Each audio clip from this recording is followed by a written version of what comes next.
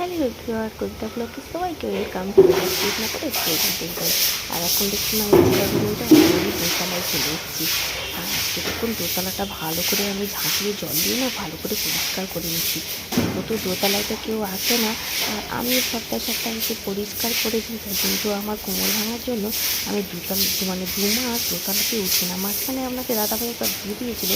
বাবা রে বাবা, এত নোংরা ভাবতে পারবেন না। তারপরে দেখুন আমি জল দিয়ে না ভালো করে পুরো দোতলাটাকে পরিষ্কার করে দিচ্ছি। জল দিয়ে সমস্ত দিয়ে নিচ্ছি। আর যেহেতু উপরে কোনো জিনিস থাকে না, এই জন্য কোনো প্রবলেম হয় না। এবার করি জল দিয়ে ভালো করে পরিষ্কার করে নিই।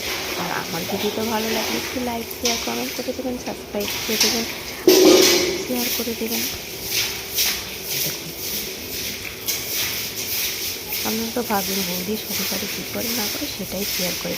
বৌদির জীবন হচ্ছে এটাই যে 14 বছর বয়স থেকেই কাজ করতে করতে আজকে আমার 36 বছর বয়স হয়ে গেল। বুঝতে পারছেন তো বন্ধুরা, এটাই হচ্ছে আমার জীবন। আর এটাই আপনাদের সঙ্গে আমি শেয়ার করি। জানি না আপনাদের কতটা ভালো লাগে।